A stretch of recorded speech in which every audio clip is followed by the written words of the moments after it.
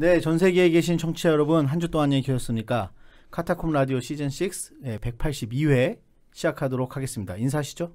네, 안녕하세요. 반갑습니다. 카타콤 라디오 3프로 목사 양상입니다. 안녕하세요. 장 대표입니다. 네, 오늘 또 특별한 손님이 오셨는데요. 네, 인사 먼저 인사하고 네, 목사 인사 먼저 해주시죠. 네, 반갑습니다. 광양에 있는 들꽃 푸른 사론교회를 섬기고 있는 어민영 목사입니다. 네, 광양에서. 네. 네. 그리고 목사님 교회 이름이 들꽃 푸른 샤론교회. 샤론 들꽃 푸른 교회. 저는 이렇게 썼어요. 헷갈려 이게 이름이 너무 그 단어가 세 개나 들어가 있어가지고 들꽃 푸른 샤론교회. 네. 그래서 오늘은 저희 특별히 목사님도 모셨고, 네. 또 좋은 교회 연합. 네, 지난주에 얘기했죠. 네, 좋은 교회 연합 운동으로 네. BTS님 벌써부터 엄 목사님 너무 존경하고 사랑합니다. 교인 아니십니까 혹시 교인? 네. BTS면 이거 방탄소년단 아닙니까? 그러니까. 네. 엄 목사님 너무 존경하고 사랑합니다. 네. 벌써 이게 지인들이 벌써 들어오시는 것 같은데. 글쎄 우리 교인들 잘 모를 텐데 지금 나오는 거. 그러니까 제가 볼 때 목사님 성향상 이걸 알리고 오시지 않으셨을 것 같은데. 팬덤인 게 말씀하시지. 네. BTS님 누구신지 좀 밝혀주시면 좋겠습니다. 그렇죠. 엄 목사님 아신 분은 또 많이 아실 테고, 또 광양에 계셔가지고 또 누구실까 그러실 텐데, 실은 우리 목사님을 저도 알게 된 계기는 그 노무현 대통령 서거하시고 나서 설교를 하셨는데, 네. 뭐 저도 설교를 하긴 했죠.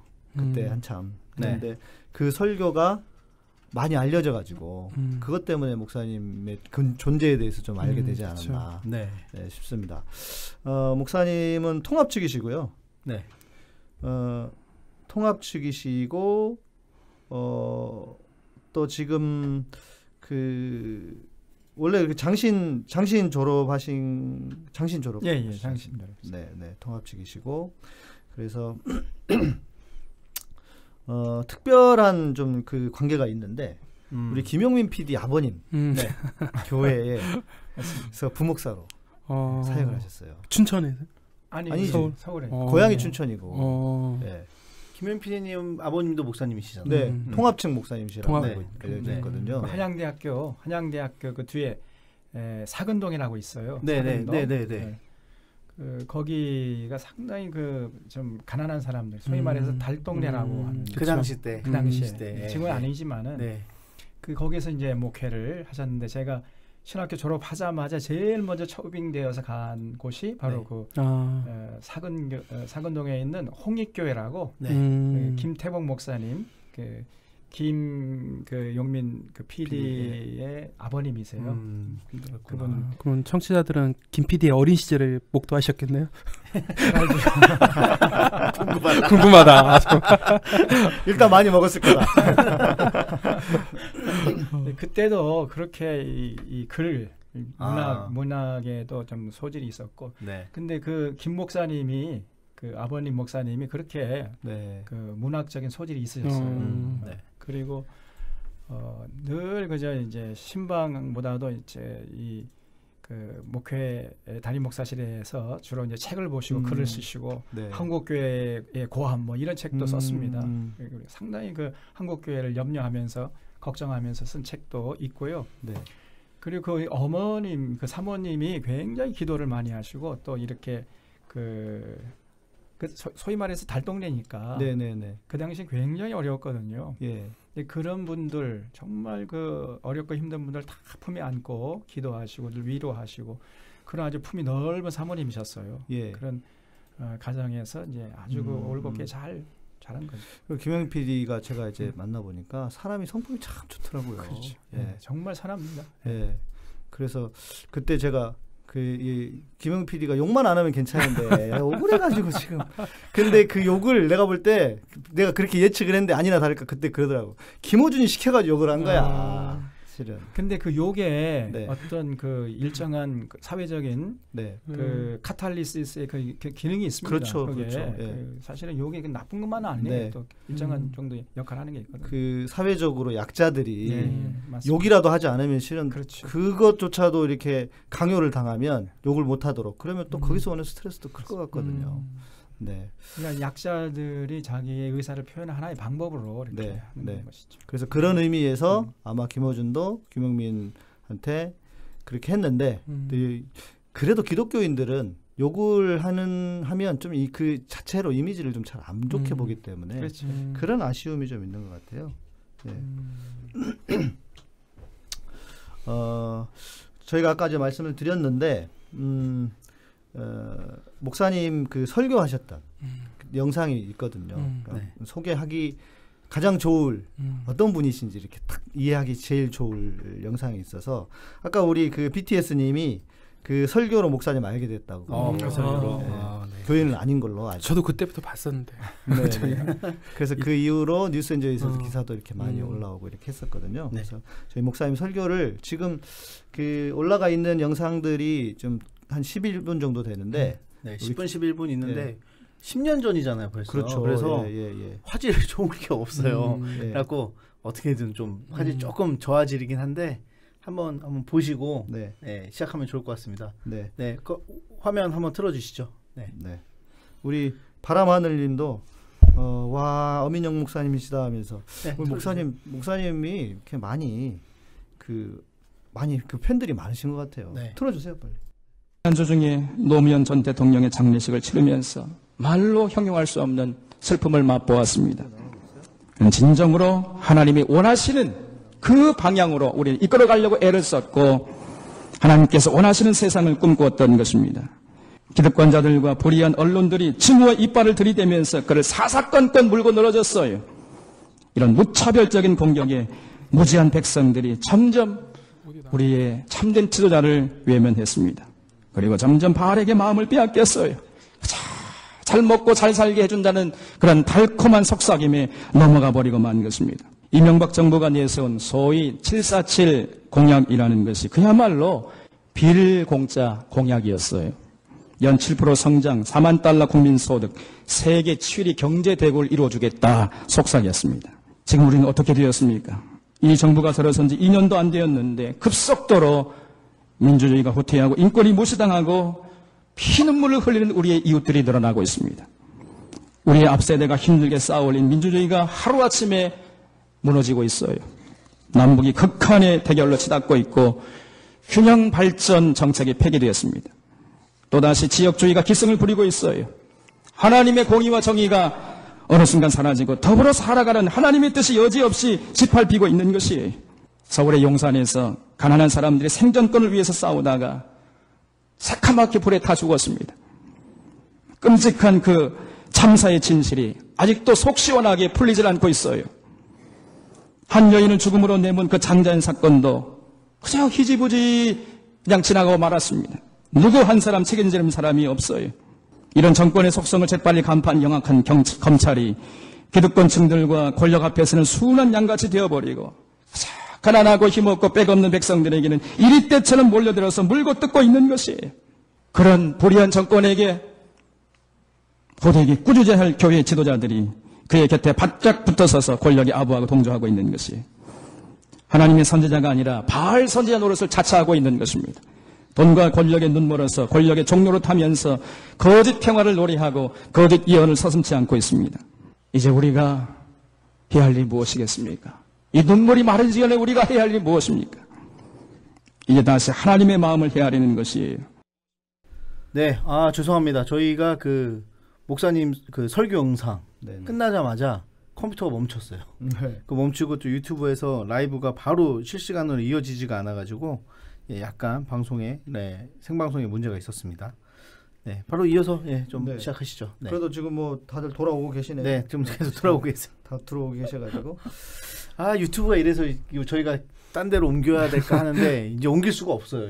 구독자 다 모아놨는데. 그러니까요. 네, 딴 데로 옮길 수가 없어요. 우리만 그러나? 이 엑스플릿이라는 프로그램 저희가 이제 방송을 송출하는데 엑스플릿이라는 프로그램으로 페이스북도 보내고 유튜브로 보내고 이렇게 하고 있는데 이 프로그램하고 부딪히는 건지. 그러니까 뭐 그런 걸 수도 있어요. 저희가 저게 유선이 아니고 무선이다 보니까 한 번에 두 개를 동시에 쏴서 그럴 수도 있고. 근데 유튜브가 다른 그 스트리머들도 많이 떠났어요. 저것 때문에, 저런 문제 때문에. 불안정한 것 때문에. 그 대도서관 그 친구도 제일 유명하잖아요.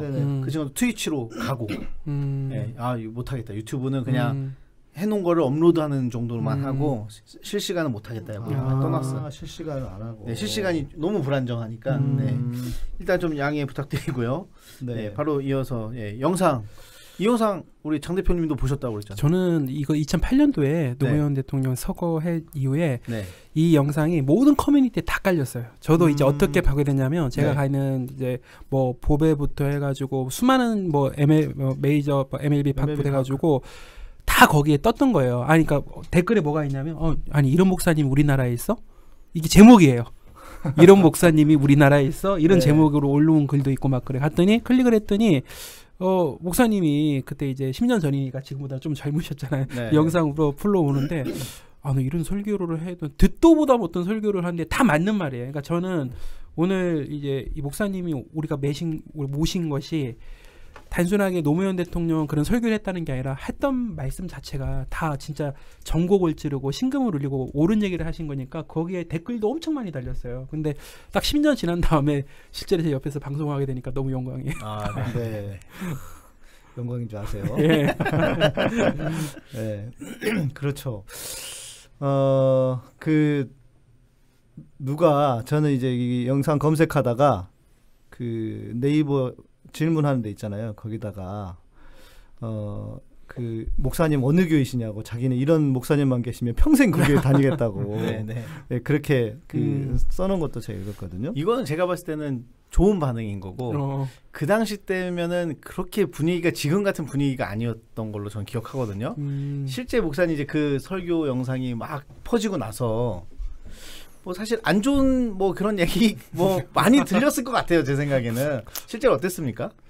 글쎄요. 저는 뭐 제가 생각할 때는 제가 뭐 아무런 특출나는 게 없는 사람이고 또 뭐 지방에서 조그맣게 목회하는 사람이기 때문에 제가 이렇게 사람들의 입에 오르내린다는 것은 상상도 못했거든요. 그리고 또 당연히 당시의 사회적인 분위기 속에서 해야 할 설교 내용이라고 생각했기 때문에 이것이 사람들에게 뭐 주목의 대상이 된다는 것은 상상도 못했었습니다. 그런데 어느 날 갑자기 그냥 이게 인터넷에 떠오르더니 이렇게 사람들의 주목의 대상이 되고 제가 오르나게 하면서 또 많은 사람들이 묻기를 저렇게 저런 설교를 해도 그 목회자가 살아남을 수 있냐. 그렇죠. 그게 궁금했죠. 이런 걸 많이 물었어요. 근데 뭐 전혀 뭐 무슨 뭐 정권에서 뭐 무슨 해코지한다든가 뭐 그런 건 없었고요. 주변 분들이 목사님 그런 얘기는 설교 그러니까 보통 하는 얘기가 그 설교로는 그렇게 정치적인 얘기는 안 하시는 게 좋겠습니다. 이런 약간 교인분들 중에 이렇게 좀 요구하시는 분들도 계실 것 같은데. 그런 사람들은 종종 있었고 지금도 있죠. 네, 지금. 근데 이제 그분들은 생각을 잘못하고 있는데 교회가 정치적인 얘기를 해서는 안 된다라는 생각을 하는 사람이 많이 있잖아요. 그 사람은 정말 잘못 생각하는 것이고 종교 분리, 이것에 대해서 그 핵심적인 개념이 뭔지를 모르고 있어서 그런 말을 한다고 생각합니다. 정교 분리라는 거는 정치하고 교회가 서로 어떤 정책에 대해서 어떤 인물에 대해서 뭐 이렇게 해라 저렇게 해라 할 수 있는 권한이 없다는 것이지 서로 비판을 해서는 안 된다. 아무런 그 언급을 해서는 안 된다. 그런 얘기 아니거든요. 그러니까 이 교회는 반드시 세상을 향해서 세상의 정치가들이 또 잘못된 정책을 할 때에는 반드시 비판을 해야 할 고유한 사명이 교회에게 있는 건데 교회에서 정치에 대해서 얘기하지 말라 하는 것은 이것은 굉장히 이 교회를 잘못 알고 있는 얘기고 그래서 교회에서 정치 얘기하지 말라고 얘기해서는 안 되고 어떤 정치 얘기를 하는가 여기에 관심을 가지고 잘못된 정치 얘기하면 그거는 잘못된 것이지만 올바른 그 방향을 제시하는 그런 얘기는 교회에서 해야죠. 누가 하겠습니까? 근데 교회에서 정치 얘기를 하면 이명박이나 박근혜 정권에서는 교회에서는 정치에 침묵을 하는데 꼭 노무현 대통령 문제 이때는 교회에서 정치를 엄청 뭐라고 해요 많이. 그러니까 정권마다 좀 다르게 심지어 우리 명박 장로님은 서울시도 봉헌하고 그랬는데 하나님한테 그게 뭐야? 네. 일관성이 없어요. 일관성이 없어. 세상 우리 로마서에 보면 세상 권세에 복종하라고 했는데 이 정권에는 복종하고 이 정권에는 복종 안 하고 그러잖아요. 이거죠. 내가 싫은 정권에는 복종하기 싫은 거지. 우리 목사님이 아까 이제 김영민 PD 아버님 교회 홍익교회죠. 홍익교회 이야기를 하다가 이제 영상을 봤는데 실은 이제 그 교회를 가시게 된 것도 좀 이렇게 어떤 계기 내지는 뭐 이렇게 특별한 건 아니지만 사연이 좀 있다고 전 들었거든요. 네, 저희 때는 이제 제가 장신대 신대원 나왔는데 그 졸업할 때 임지파송위원회 임파위라고 있었어요. 네. 왜냐하면은 당시만 해도 이렇게 상당히 장신대 졸업생들을 청빙해 가려고 하는 이런 교회들이 전국적으로 많았습니다. 좋은 시절이었네요. 네, 좋은 시절이었죠. 그래서 골라서 갈 수 있는 뭐 이런 시대였어요. 네. 그래서 이제 우리가 어느 교회에 한 자리에 나면 그냥 같이 동기생들이 같이 이렇게 지원해가지고 경쟁하고 그러지 말고 이제 자기가 선호하는 교회 써내면은 임지파송위원회 가지고 딱 매칭시켜서 이렇게 우리가 은혜롭게 하자. 이런 차원에서 이제 해서 이제 당신은 어떤 교회 가기를 원하는가 이제 그걸 써내게 했어요. 그때 저는 뭐 사례금 얼마 받기를 원합니까? 저는 사례금 상관없습니다. 또 사택이 있으면 좋겠습니까? 없으면 좋겠습니까? 저는 사택 없어졌습니다. 그리고 뭐 그러니까 제가 이렇게 글을 써냈어요. 그랬더니 거기에 맞는 교회가 저를 청구하는 그 첫 교회가 바로 홍익교회였습니다. 그래서 가보니까 완전히 사실은 아까 말씀드린 대로 거의 뭐 가난한 사람들이 옹기종기 모여 사는 소위 말하는 달동네 그런 곳이었거든요. 그래서 이제 저를 청빙했는데 저는 이제 하나님 앞에 이거 제일 처음에 저를 청빙하는 교회 가겠습니다 이런 생각이 있었기 때문에 가서 보니까 그런데 정말 목회자를 제가 제일 처음에 잘 만났죠. 아주 이게 인격적이고 건강한 목회자를 만나서 잘 제가 배운 것 같습니다. 김 PD는 몇 살 때였어요 그때? 그때 한 중학생, 고등학생 정도 됐을 겁니다. 좀 궁금하긴 하네요. 그때 어땠는지 김영민 우리 김영민 그때 여러 가지 궁금해. 여자들한테 인기는 있었는지 뭐 이런 것도 해가지고 맞아 인기 있었고 아주 개구장이었습니다. 그랬겠죠. 근데 이제 저는 그 대목이 좀 특이했어요. 그래도 그때 당시 목사님 결혼을 안 하신 상태셨습니까? 그때 이제 저희가 신대원 1학년 때 제가 결혼했고 신대원 3학년 때는 이제 결혼 한 2년 정도 지났을 때죠. 그런데 사택이 없어도 되고 사례비도 뭐 상관없다고 그러시고 이게 저는 이게 어떻게 그러실 수가 있나. 그러니까 지금은 절대 안 그러죠. 근데 그때는 조금 순수했던 것 같습니다.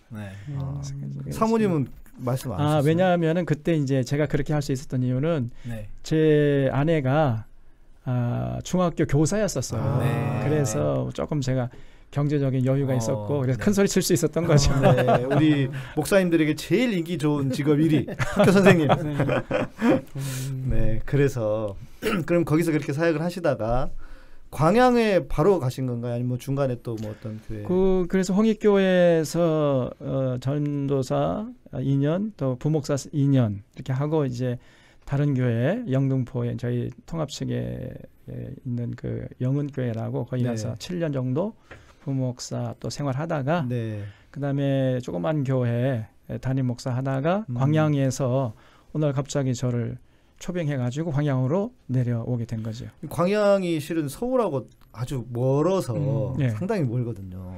그렇죠. 그래서 사실은 광양에서 이제 초빙했을 때 저는 광양이 어딘지 잘 모르고 갔었습니다. 그리고 저희 교회 목사님, 장로님들이 제가 가서 뭐 설교하고 뭐 이렇게 선보고 그렇게 초빙된 게 아니고 그 장로님들이 저희 교회 제가 심호하는 교회 와서 이제 몇 번 보고 한 서너 번 보고 이렇게 왔다 갔다 하더니 한 2월 달쯤 이제 와서 보고 또 내려가고 와서 보고 내려가고 이렇게 몇 번 하시더니 한 10월 달 되니까 목사님 결정됐으니까 내려오십시오. 그래서 내려간 겁니다.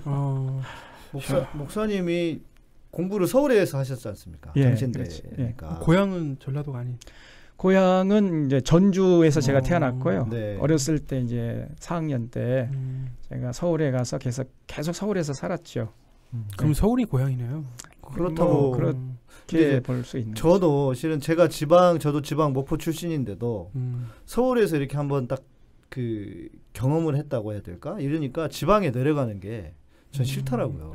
그런데 지방에서 이렇게 청빙을 하셨다고 해서 그렇게 또 바로 가셨다는 게 좀 저하고 좀 많이 다르신 것 같아요. 저는 사택이 있어야 될 것 같고 사례비도 많이 좀 좋을 것 같고 그런데 그리고 또 지방까지 또 가신다고 하는 게 제가 볼 때 상당히 부담이 될 수 있어요. 제가 봤던 사이트의 댓글 중에 하나는 이런 댓글이 좀 있었어요. 다 모든 댓글 중에 한 80-90%는 목사님 존경스럽다 이런 댓글이었는데 역시 전라도는 어쩔 수 없어 막 이런 댓글 있잖아요. 보면. 그러니까 저는 목사님이 딱 출생을 해보니까 저도 전주 출신인데 어릴 때 부산 가서 저는 고향이 부산 갔거든요. 그러니까 어린 시절을 보낸 곳이 고향이라고 생각하는데 저는 목사님이 전라도에서 광양에서 커서 거기 자라가지고 목사님처럼 서울로 오신 게 아니라 전혀 다른 환경이잖아요. 봤을 때. 네, 그렇죠. 그런데 그런 설교를 할 때는 사람들이 색안경을 끼고 보는 사람들이 좀 많았던 것 같아요.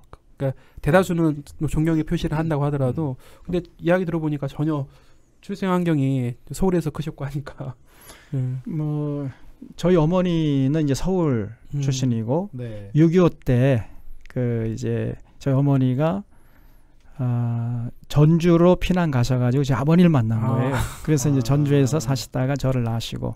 근데 저희 어머니 가문이 이제 그 저희 외고조 할아버님이 서울에 우리 통합식의 노량진 교회라고 있습니다. 노량진 교회의 3대 목사님이셨어요. 기자 현자 김기현 목사님이라고. 그래서 그 아주 어렸을 때부터 제 모태신앙이죠. 그래서 저희 어머님이 이제 제가 신학교 간다고 했을 때까지 막 쌍수 들고 반대를 했습니다. 왜냐하면은 당시 그 옛날에는 목회자들이 굉장히 어려웠잖아요. 가난하고. 그래서 저희 어머님의 할아버님 사시는 모습을 봤고 또 그리고 저희 어머님의 아버님 그러니까 저희한테 할아버지죠. 외할아버지가 이렇게 가난해가지고 학교도 못 가고 막 공부도 못하고 이렇게 해가지고 가난하게 사시는 모습을 보았기 때문에 뭐 제가 신학교 한다니까 절대 못 가게 하고 반대하고 이제 그랬었는데 제가 그래도 그때 그냥 무슨 생각이 들었는지 그때 그냥 용기 있게 갔습니다. 그리고 또 내가 또 이제 광양으로 내려간다니까 그냥 대전이나 뭐 절대 안 된다. 대전이나 뭐 그렇다니까요. 네, 그렇게. 그래서 저도 서울에서 계속 이제 어렸을 때부터 올라와가지고 살았기 때문에 서울을 떠난다는 것은 상상을 잘 못했어요. 저도 처음에 광양으로 내려왔을 때는 뭔가 이제 홈식 그런 거, 서울에 대한 그리움 이런 게 좀 있었던 것 같습니다. 근데 지금은 뭐 그런 게 없지만은. 근데 이제 목사님 요 설교 이 설교를 하실 때는 지금 교회가 아니셨죠? 네, 그렇죠. 청빙되어서 제가 듣기로는 한 1000여 명 정도 모이는 교회였다고. 광양의 시골에 지방 도시에서 그 정도면 큰 교회잖아요. 그런데 아마 아무리 거기가 광양이 전라도이기도 하고 그러지만 그래도 어떤 뭐 그 노무현 대통령을 다 좋아했거나 지지하지 않았던 분도 계실 텐데 그런 설교를 하시고 또 그래서 아마 그 교회를 또 이렇게 그 사임하시는 것처럼 이렇게 이런 스토리도 있는 걸로 제가 들었거든요. 네.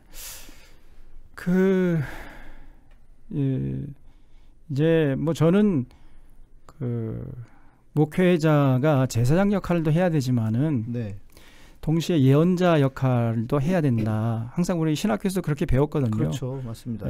그래서 사회에 대해서 빛과 소금 역할을 감당해야 되고 올바른 방향을 향해서 이렇게 제시할 수 있는 역할을 목회자가 해야 된다. 그런 생각 또 그렇게 배웠기 때문에 또 성경에 보면 그 예언자들이 나오고 그렇기 때문에 뭐 그런 설교를 그냥 아무런 어떤 무슨 뭐 그냥 제가 뭐랄까 이 설교를 하면은 뭐 어떻게 될까 그런 생각 없이 그냥 당연히 하는 것으로 해야 할 것으로 이렇게 생각하고 했던 거죠. 근데 이제 그 들을 때 이제 저희 전라도 쪽은 좀 그래도 그 상당히 그 호응하는 분위기입니다. 근데 이제 아까 말씀하신 그래도 개 중에는 이제 또 특별히 이제 이 기득권층들 또 예를 들어서 교회 또 장로 또 목회자들 이런 사람들은 또 싫어하는 분들도 좀 있긴 있습니다. 근데 뭐 그러거나 말거나. 왜냐하면 저는 뭐 하나님 앞에서 제가 노무현 정부를 그렇게 설교 시간에 언급하고 긍정적으로 얘기한 것은 제가 뭐 제 정적인 취향 때문에 그런 게 아니고 성경에서 계시하시는 하나님께서 원하시는 그런 일들을 노무현 정부가 많이 하고 있었다는 것을 제가 알고 있었기 때문에 이거는 하나님의 뜻을 받드는 정부다. 그런 확신이 있었기 때문에 그렇게 한 것이지 뭐 제가 정치하려고 한 건 아닌데 그렇죠. 이거를 뭐 정치적으로 듣는 이런 사람들도 있긴 있더라고요. 근데 저는 전혀 뭐 개의하지 않았습니다. 그러셔서 이제 목사님이 지금은 이제 그 교회에서 사임을 하셨지 않습니까? 좀 이제 그 한 10년 정도 거기서 사역하셨다고 들었는데 사임을 거기서 10년이나 사역을 하신 교회에서 그리고 한 1000여 명이나 되는 교회에서 사임을 하셨던 이유가 있으셨을 것 같고.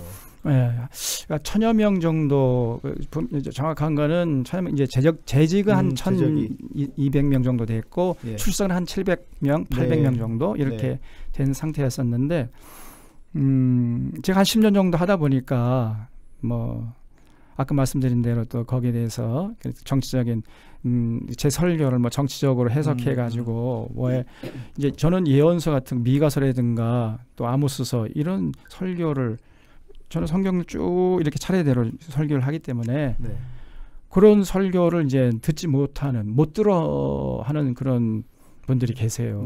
그런 분들이 이제 특별히 이제 장로님들 중에서도 그런 그리고 또 어떤 분들은 야 우리 목사님 저렇게 설교하다가 잡혀가는 거 아니냐 뭐 지레 막 걱정을 하고 뭐 저를 위한답시고 뭐 그렇게 또 말씀을 하시는 장로님도 계시고 그런 것도 있고 또 뭐 이제 교리적으로 이 특별히 이제 방언 문제 여기 또 문제가 또 있었습니다. 방언 기도가 오늘 한국교회 정말 그 열풍이 불어가지고 방언 기도 때문에 교회가 사실은 방언 기도를 용납할 때 이건 좀 신학적으로 이제 사실 많은 이제 토론이 있어야 되겠습니다만은 방언 기도는 성경적으로 우리가 해서는 안 되는 거거든요. 성경적으로 볼 때 목사님의 견해로는 저는 견해.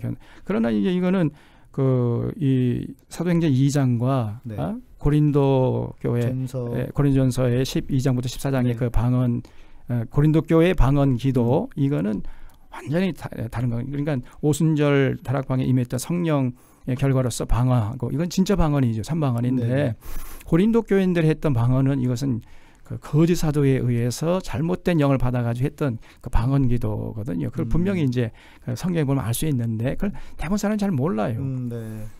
어쨌든 간에 그런 이제 설교를 제가 이제 하면 그 방언파들이 이제 그걸 못 견디하는 거죠. 그래서 자꾸 이제 교회를 어지럽히고 그래서 아이고 제가 이제 한 10년 정도 목회했기 때문에 이 정도면 됐다 하고 제가 그냥 더 이상 뭐 할 분란을 뭐 굳이 그 안에 있을 이유가 없죠. 제가 여기 있을 이유를 잘 발견하지 못해가지고 그냥 그만뒀습니다. 더욱고 이제 제가 마산으로 갔더니 이제 우리 교회 젊은 이제 집사님들이 이렇게 해서 따로 우리가 정말 건강한 교회를 한번 세워봅시다. 이렇게 해서 저를 다시 청빙해서 제가 온 거지요. 그래서 지금 다시 광양에 들꽃이 먼저 시작했나요? 우리 교회 이름이 헷갈려. 들꽃 푸른 샤론교회. 들꽃 푸른 샤론교회. 들꽃 푸른 샤론교회에 그래서 교회가 시작된 지가 벌써 한 4-5년? 이제 4년째입니다. 4년째. 4년째고 우리 방송보다 안 됐네요. 공부보다 이력이 좀 안 되네. 그래도 우리보다 커서 안 돼.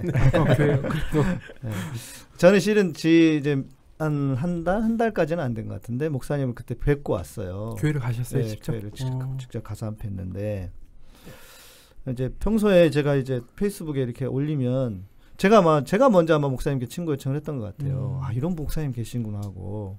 그래서 이렇게 제가 그걸 이렇게 하면 댓글을 항상 목사님 뭐 이렇게 한국 교회를 위해서 힘써 주셔서 너무 고맙다 이런 댓글을 여러 번 써주셨어요. 그래서 목사님 잘 아시는구나. 저도 이런 목사님 계시나 싶었는데 저를 이렇게 알고 계셔가지고 감사하기도 하고 그래서 제가 목사님 나중에 한번 꼭 뵙겠습니다 했는데 마침 뭐 제가 군에 군목 생활할 때 신학생이었던 친구가 하동에서 목회를 또 해요. 감리교 목사님인데 그래서 거기 이제 젊은 후배 목사님도 뵐 겸 해서 가서 이제 목사님 인사드리고 갔는데 교회가 특이한 거는 그 우리가 알고 있는 그 샌드위치 판넬 있죠. 가건물 만드는 그 교회예요. 그렇게 교회가 예배당을 그렇게 만들었어요. 근데 그건 아무것도 아니야. 지금 교회가 다시 다른 곳에 이제 그 전원교회 비슷하게 해서 좀 안쪽 산 밑에다 교회를 새로 짓고 있는데 새로 짓고 있는 교회도 샌드위치 판넬이야. 그걸 보고 깜짝 놀랐어요. 첫 번째는 그럴 수 있다 쳐. 그런데 사람의 심리가 그렇고 한국 교회는 일단 교회를 두 번째 지으면 이건 삐까뻔쩍하게 지어야 되잖아요. 근데 딱 가서 목사님이 한번 교회 한번 봅시다 하고 갔는데 보니까 그 샌드위치 판넬을 지으시는 거예요. 그래서 야, 이 교회가 진짜 특이하구나. 교인들도 특이하고.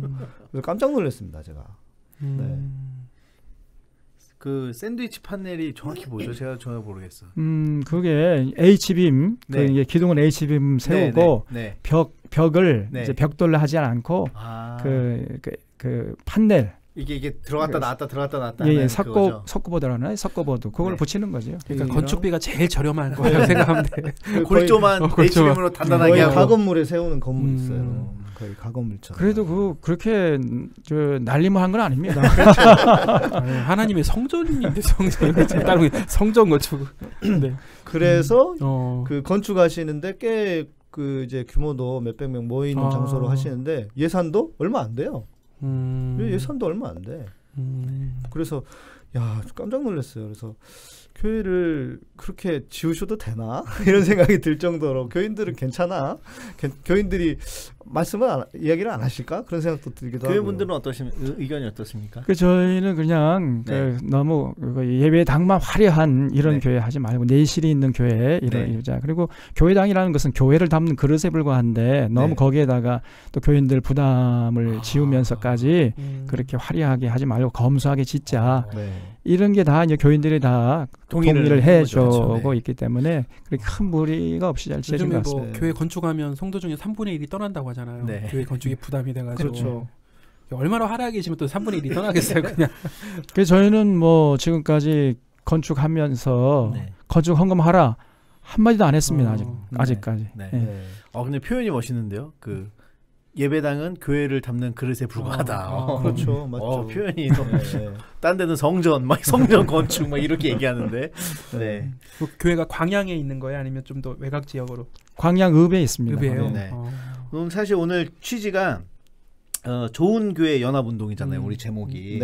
그래서 예전부터 저희 뭐 시즌 1부터 교회 많이 그래도 한 3-4군데 이상 소개를 한 것 같아요. 근데 그 니즈가 계속 있었어요. 이제 뭐 댓글이나 뭐 메일에 좋은 교회 좀 소개시켜달라 했는데 사실 우리도 잘 모르고 그러니까. 사실 우리도 좋은 교회가 되기가 힘들어 죽겠는 그런 상황인 거고 우리 코가 석자이기도 하고 뭐 그래서 이제 여러 교회 이제 인천에 있었던 교회도 소개시켜 드렸고 뭐 이렇게 했었는데 그래서 이번에는 그런 거의 일환이기도 하죠. 지금 그렇죠. 이 운동이.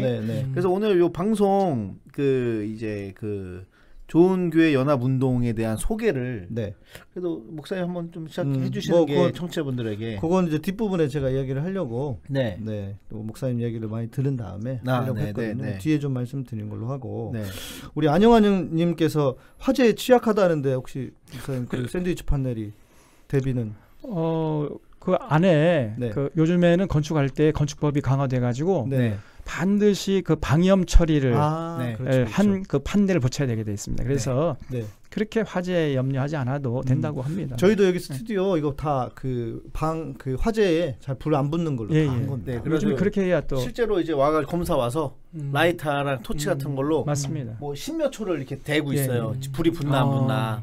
그래갖고 그게 통과가 돼야지만 요게 되는 거예요. 지금 뒤에 보시는 다 게 천이거든요. 흡음을 해야 되니까.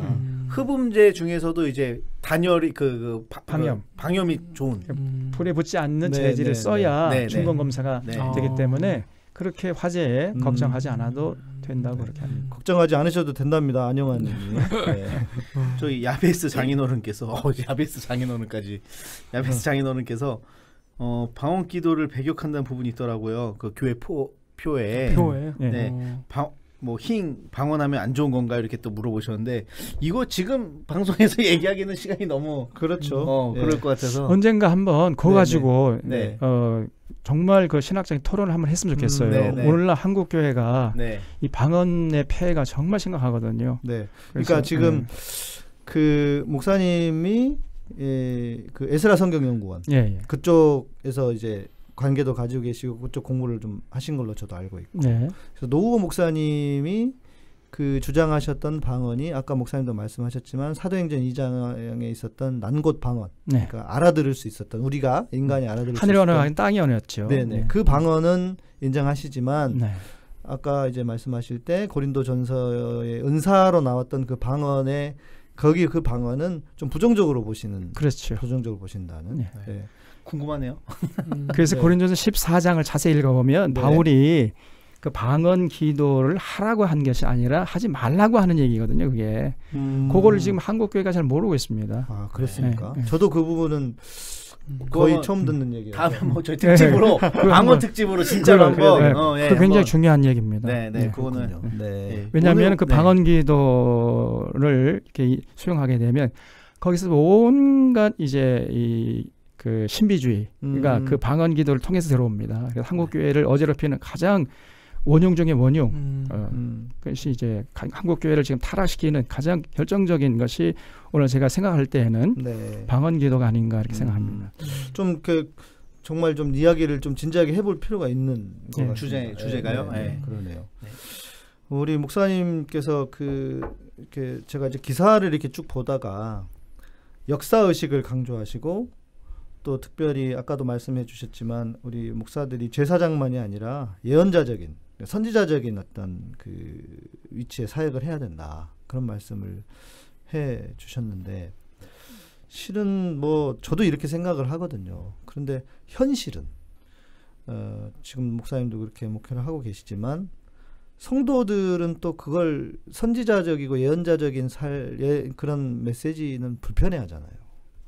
그러니까 목사가 또 성도들의 마음을 아프게 할 수 없다 하면서 이제 점점 물타기를 하고 이러면서 그냥 듣기 좋은 이야기, 마음 편안하게 그냥 교회 생활 열심히 잘 하시도록 하는 그런 설교를 하기가 쉽단 말이죠. 그런 유혹에 빠질 수도 있고. 또 실제로 목사가 설교를 했는데 한 교인이 시험 받아가지고 교회를 떠나거나 그러면 또 마음이 너무 무겁기도 하고. 어떠실지 모르겠어요. 목사님 어떤 마음으로 이런. 그렇죠. 그럴 수 있습니다. 그런데 또 그렇게 되지 않을 수 있는 하나의 비결이 있다면은 뭐냐면은 성경 전체를 먼저 교인들이 조망할 수 있도록 그 성경 강좌를 통해서 알려주는 거죠. 성경책은 이런 것이고 성경을 통해서 계시하신 하나님은 이런 분이시다라는 것을 먼저 전체적으로 개괄적으로 그래서 이걸 통전적인 시각으로 holistic inspection 이렇게 해서 통전적인 안목을 가지고 성경에서 계시하시는 하나님을 인격적으로 만날 수 있도록 하는 게 중요한 것 같습니다. 그래서 그런 그 강의 또 그런 그 세미나라든가 강의라든가 그걸 통해서 지금 교인들이 너무 성경에 계신 하나님을 파편적으로 부분적으로 알아요. 설교만 이렇게 듣다 보니까 또 설교도 뭐 이렇게 연속적으로 듣는 게 아니라 그냥 그 주제별로 또 그 목사님의 그 어떤 취향, 목사님의 어떤 그 프리즘을 통해서 나온 설교를 듣기 때문에 아무리 설교를 많이 들어도 실제적으로 성경을 통해서 계시하시는 하나님이 어떤 분이신지를 전체적으로 조망할 수 있는 능력이 없습니다. 이게 참 한국의 가장 큰 문제가 아닌가 저는 그렇게 생각해서 먼저 교인들에게 성경은 이런 책이고 창세기 요한계시록까지 66권 한 권도 빼지 말고 온전히 기록된 원래 목적을 따라서 가르쳐 드리면 그렇구나. 그러면 이제 그 성도들이 듣는 태도가 달라지죠. 그리고 목회자가 또 하는 그 설교를 전체적인 그 가운데에서 이 부분을 보기 때문에 그렇게 오해할 수 있는 가능성이 많이 적어진다고 생각합니다. 일단 그 성도님들의 어떤 그 성경에 대한 기본적인 수준을 올려놓고 그 다음에 해야 된다. 중요한 것 같습니다. 영화를 볼 때도 뭔가 배경 지식이나 알고 보면 너무너무 재미가 있는데 그게 아무것도 모르면 너무 지루한 거예요. 그러니까 최근에 이제 미국 드라마를 이제 우리 보는데 아는 사람들은 너무 진짜 꿀잼이다 박수를 치는데 모르는 사람들은 저게 왜 재밌지? 뭐 이런 거는 성경도 목사님 말씀대로 뭔가 기본적인 지식을 알고 그 스토리를 알고 있으면 목사님 설교하시는 게 너무 재밌는데 그게 모르면 이제 받아들이기가 힘들잖아요. 요즘은 그게 영화뿐만 아니라 게임도 그래요. 그쵸? 요즘 게임도 뭐 레드 뭐 데드 레디미션 뭐 그게 있는데 그 미국 서부 그 개척 이후의 이야기인데 그 미국의 역사를 잘 아는 사람은 너무 재밌는 건데 그냥 말 타고 돌아다니는 거야. 만약에 모르면은 말 타고 돌아다니는 게임인 거야. 목사님 교회에서는 수준 높은 설교가 가능해요. 이렇게 되면. 그런데 그렇지 못한 교회에서는 이런 설교를 하기 힘드니까 그냥 기복적인 설교만 하는 거예요. 사람들이 그걸 들을 만한 지식이 없기 때문에 복 받는다, 잘 된다 이런 얘기만 하는 건데 진짜 목사님의 어떤 진짜 그렇게 보면 성경을 깊이 있게 이해하고 우리가 또 카타콤에서 뭐 그동안 뭐 유대 화폐나 이런 것들도 많이 하잖아요. 그걸 알고 났더니 성경이 좀 저는 좀 다르게 보이더라고요. 목사님께서 그런 걸 하고 나면 진짜 좀 설교나 성경이 다르게 보일 것 같아요.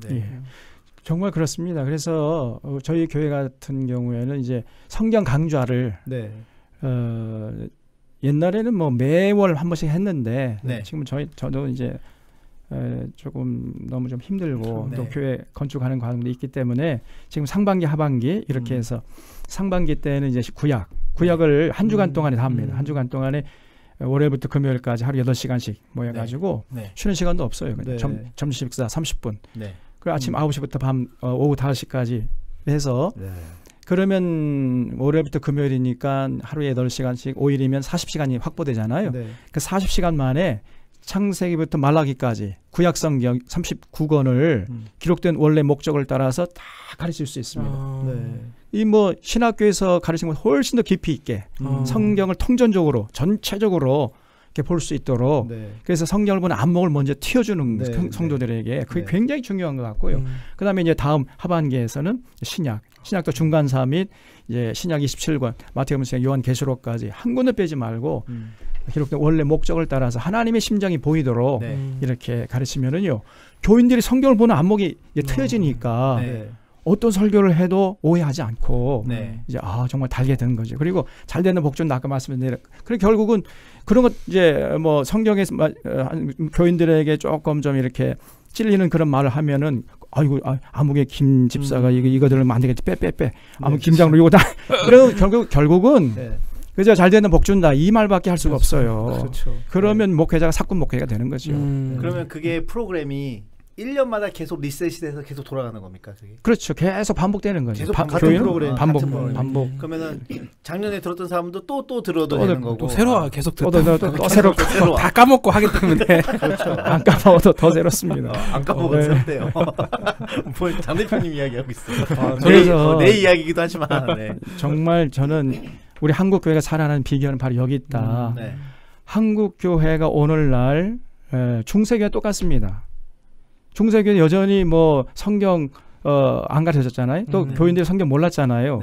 아예 거기는 뭐 중세 때는 500년 전에는 성경을 갖고 다니는 게 법으로 금지되어 있었죠. 그렇죠. 있었잖아요. 금지 도서였으니까. 읽을 수도 없었고 다 라틴어만 돼 있었어요. 맞습니다. 다 라틴어에서 있기 때문에 불가타 성경. 그런데 오늘날에는 500년 지난 오늘날에는 성경을 다 갖고 있으면서도 여전히 성경을 몰라요. 교인들이. 갖고 있을 뿐이야. 있을 뿐이지. 펼쳐봐도 이게 까막놈입니다. 한국말로 써져 있는데도 이게 무슨 뜻인지 모르고 있거든요. 그래서 정말 이것이 오늘 500년 흘렀어도 여전히 교인들은 성경을 모르고 있고 그렇기 때문에 중세 때의 그 교계 지도자들이 그 말도 안 되는 얘기를 해도 그게 통했잖아요. 그래서 면죄부 가장 큰 문제였던 면죄부를 팔았는데 이 교회에서 파는 죄를 면해주는 증서를 사면은 여러분의 죄가 다 사함받고 여러분의 형제 자매 또 부모님 지옥에 가 있던 그 영혼들이 그 면죄부를 사는 순간 천국으로 옮겨진다. 이렇게 가르쳤습니다.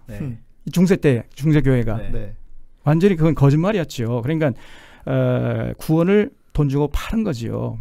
오늘날에도 그런 현상들이 여전히 반복되고 있다. 왜냐하면 그게 성경을 모르기 때문에 그런 것이 가능한 것입니다. 한국 교회에서 면죄부 팔아도 엄청 잘 팔릴 것 같은데 제가 봤을 때는 비싸도 막 살 것 같아요.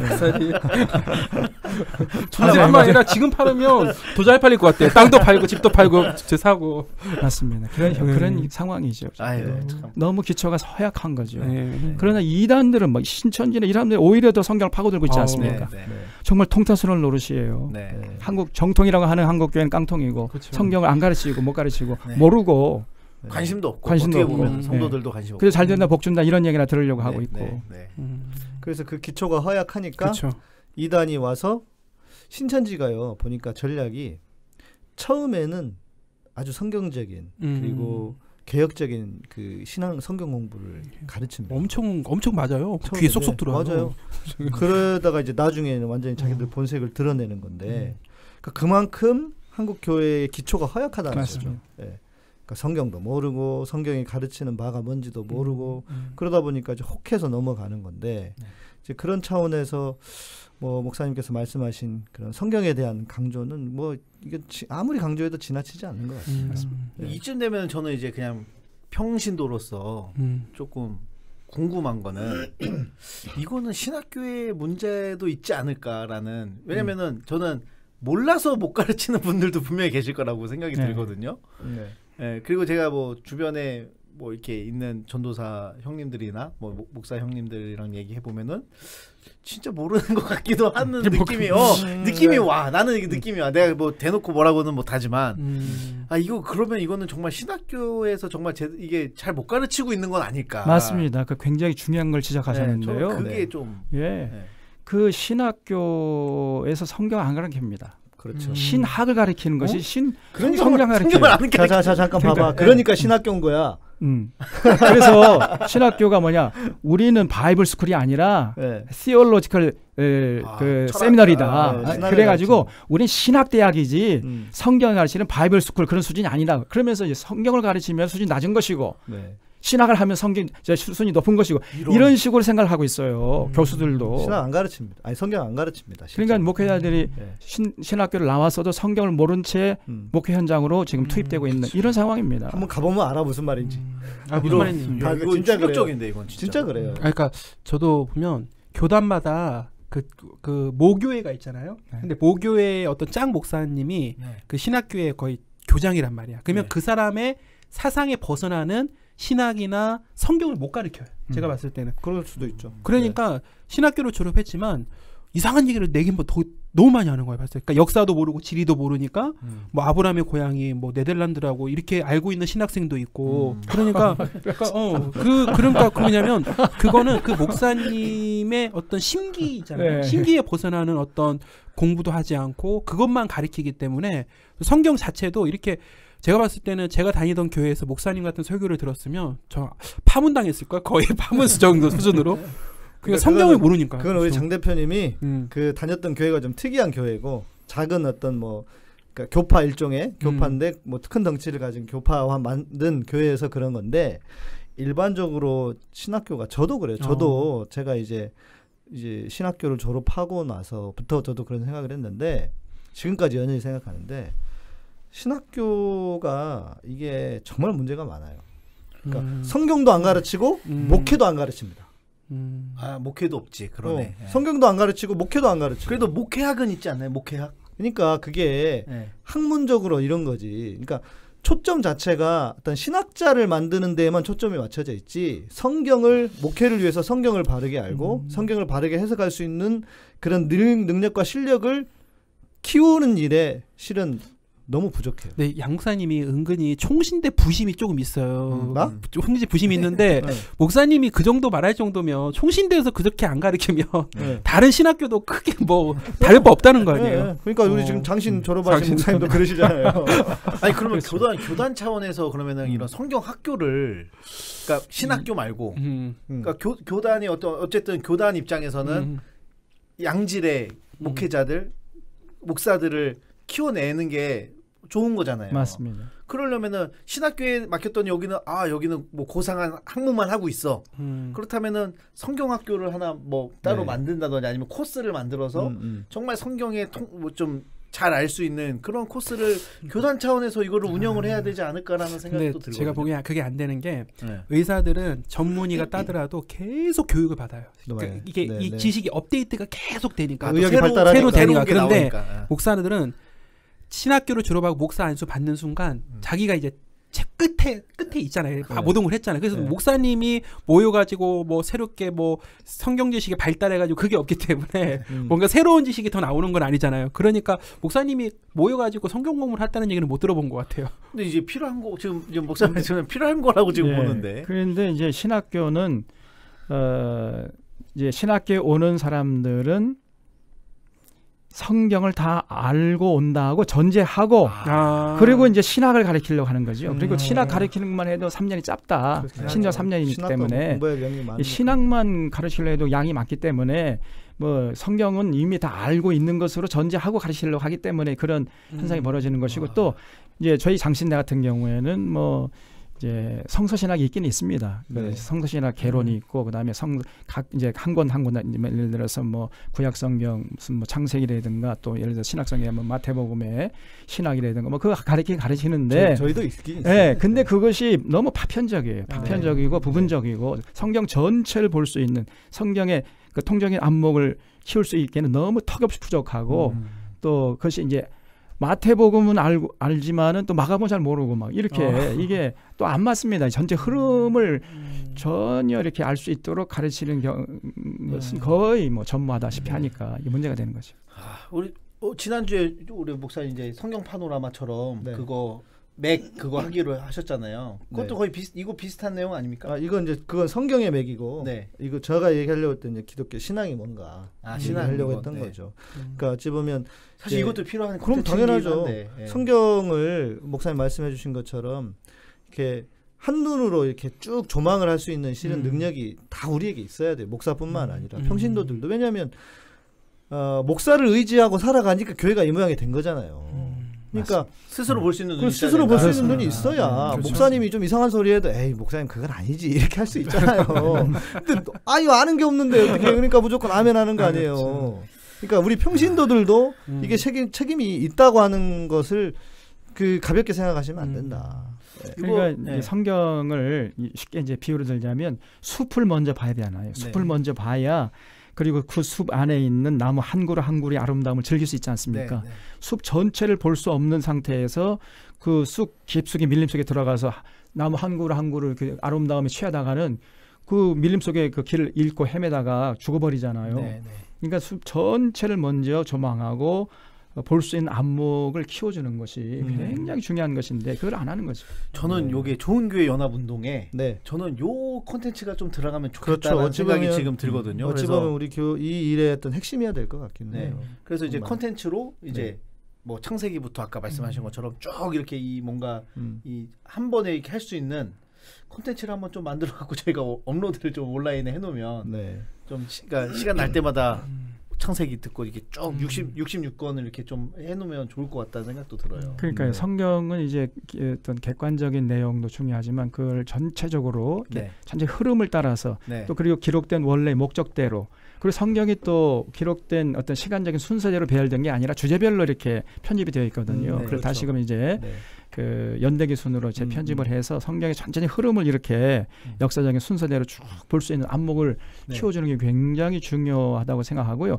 그렇게만 해주면 성도들이 성경을 볼 수 안목만 키워주면은 제가 생각할 때는 오늘 한국 교회 뭐 이상한 얘기하는 이런 그 목회자들 설 자리가 없어지고요. 이단들은 그 뭐 당장에 뭐 도태되고 말 것입니다. 이거 중요한 일 같은데 정말. 우리 예전에 그 성경 파노라마 특집 했었잖아요. 그때 이제 시간 순서대로 주제 순서대로 한번 두 해 동안 이렇게 한번 쭉 했었어요. 이제 목사님이 그거 만드신 표 있잖아요. 그거 해가지고 그것도 큰 도움이 됐어요. 사실은 이게 서신서가 뭔지 대선지자가 뭔지 뭐 아무것도 몰랐다가 이 성경은 이런 목적으로 쓰여진 책이구나. 이거는 이것만 알아도 상당히 큰 도움이 됐었는데 이걸 좀 자세히 한번 하면 또 정말 좋을 것 같긴 합니다. 뭐 그래서 이제 이렇게 연결해서 또 말씀을 나누면 좋을 것 같습니다. 이제 우리 한국 교회가 어떤 누구든 다 문제라고 하고 한국 교회의 문제 또 목사님이 보신 한국 교회의 문제나 또 우리가 가야 할 길 지금 이제 성경에 대한 말씀 해주셨는데 저는 무엇보다 이게 제일 중요하다고 생각을 하고요. 실은 이게 안 되어 있기 때문에 우리가 너무 어지러운 신앙생활을 하고 있는 것이고, 또 목사님이 생각하시는 뭐 또 다른 어떤 그 한국 교회 문제나 또 대안의 길 뭐 이런 것들은 혹시 어떻게 생각하고 계십니까? 그래서 교회는 결국은 성경을 통해서 계시하시는 삼위일체 하나님을 믿고 고백하는 자들의 공동체 아닙니까? 네.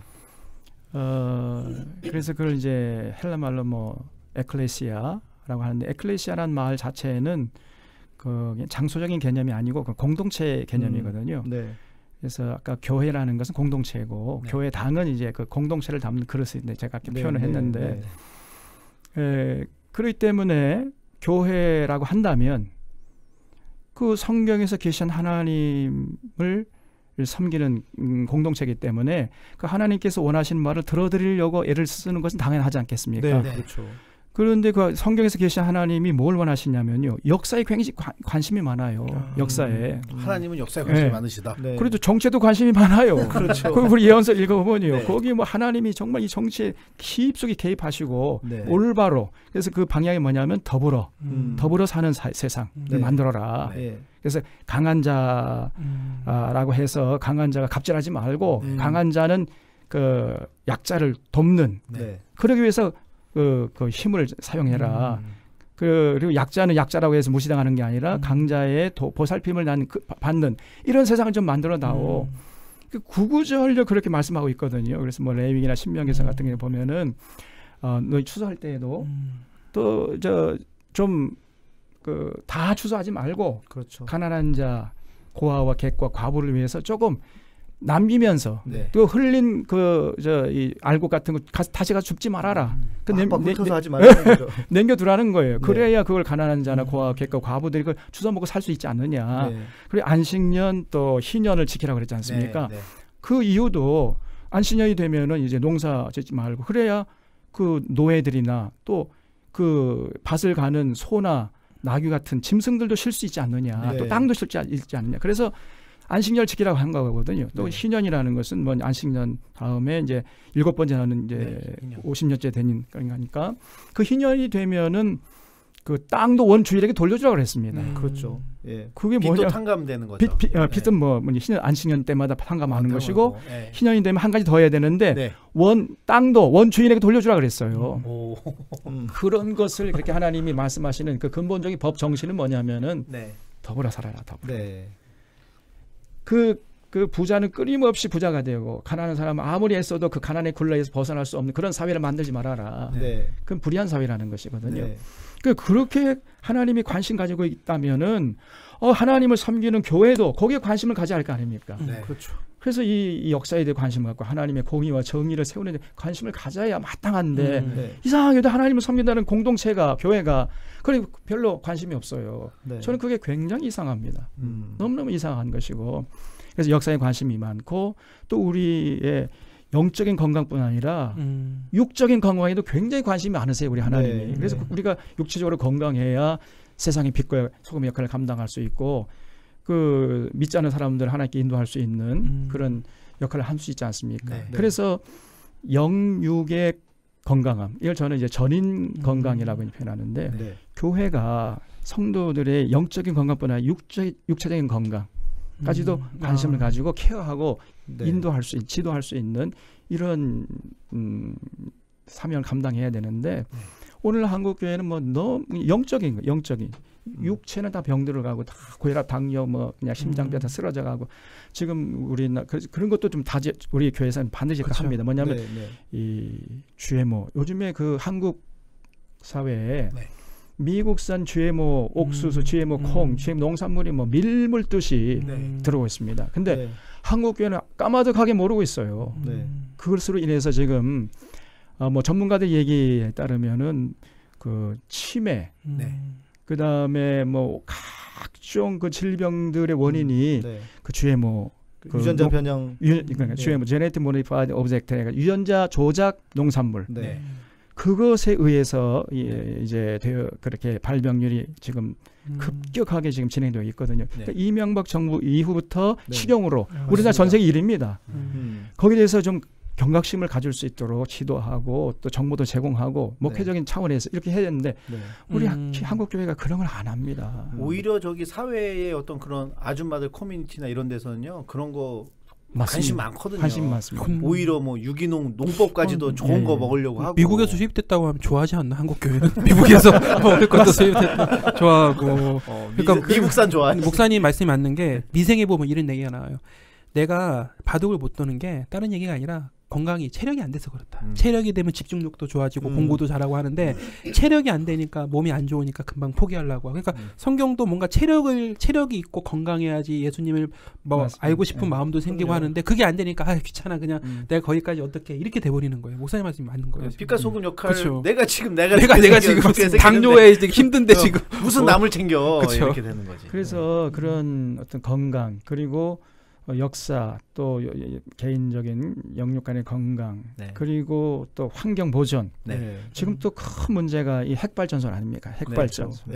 지금 이것도 지금 문재인 정부가 핵발전을 폐기한 쪽으로 나가고 있는데 가장 극렬하게 반대하는 쪽이 또 이 기독교에 또 그 교회 그래서 또 이런 얘기하면 저 문재인 정부가 지금 뭐 핵발전 포기하기 때문에 뭐 경제가 어렵고 어쩌고저쩌고 하면서 지금 반대하는 이런 게 선동하는 이런 교회들이 많습니다.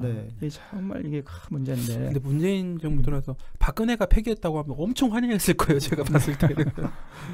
근데 이것이 상당히 그 성경적이고 이 신앙적인 주제가 되어야 됩니다. 왜냐하면 이 지속 가능한 이 지속 가능한 것이 아니거든요. 이게 핵발전소 이게 지금 우리나라도 거의 그 핵발전하고 나면 그 폐기물이 남지 않습니까? 이게 고준위 폐기물 이거는 어디 저장할 수 있는 이걸 이 고준위 핵발전소 폐기물이 안전하게 될 때까지는 어느 정도 시간이 걸린다고 생각합니까? 10몇만 년 걸리죠. 100년 좀 크게 써서 500년. 500년 아니고 2만 년이 걸린대요. 2만 년. 전문가 얘기에 따르면 근데 2만 년을 보관할 수 있는 원천 기술이 지금 아직 우리 인력이 없다는 겁니다.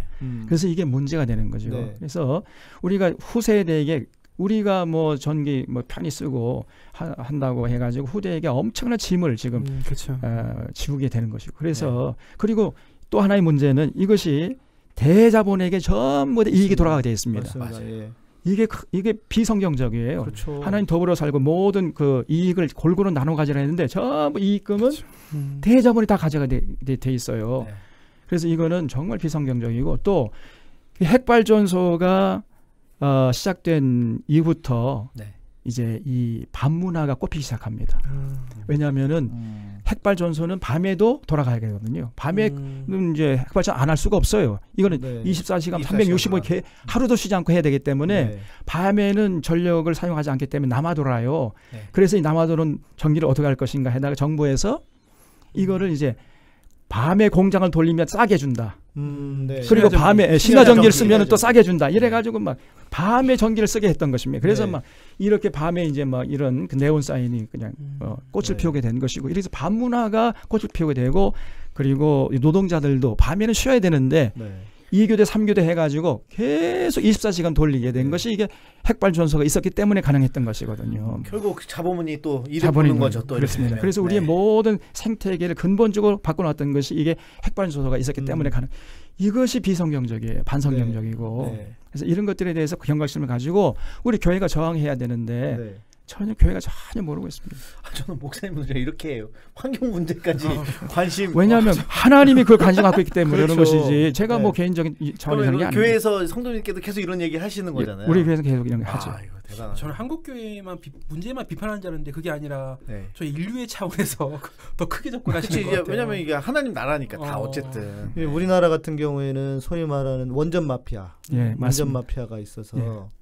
지금도 실은 뭐 지난번 뭐 그 강원도 산불도 무슨 뭐 탈핵 때문에 그랬다 이렇게 말도 안 되는.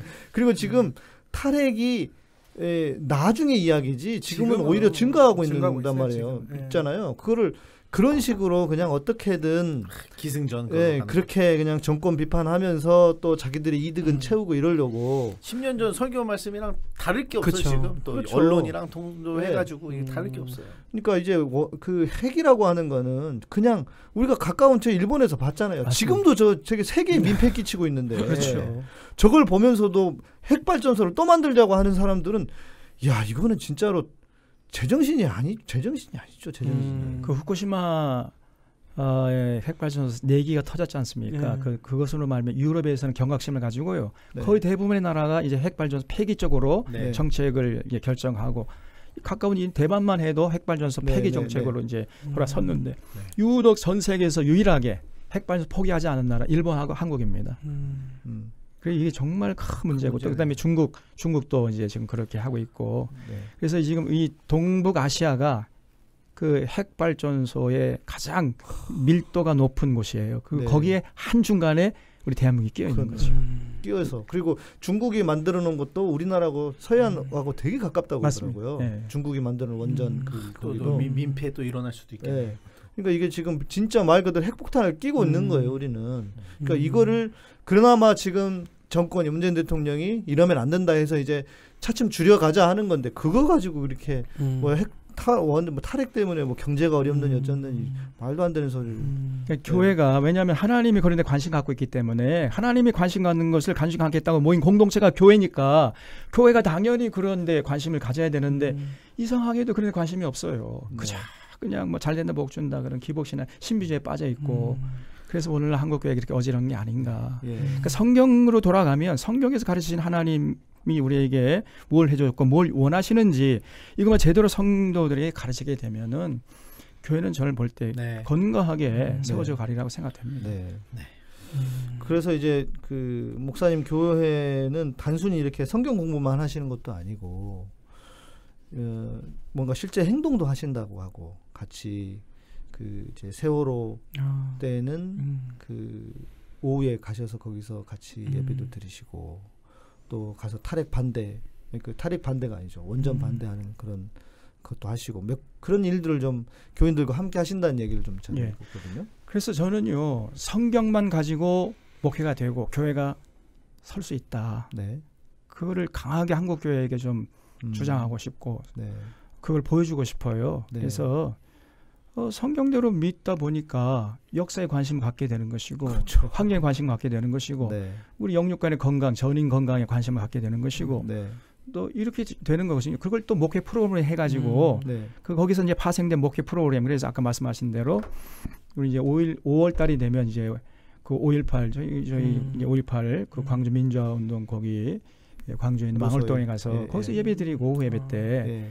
그다음에 세월호 사건 나면 거기 우리 역사 현장에 외면하지 말자. 거기 가서 이제 예배 드리고 저 팽목항 말씀하시죠. 팽목항 가서 그렇게 이제 했죠. 그거를 하나의 목회 프로그램에서 하면 얼마나 좋습니까?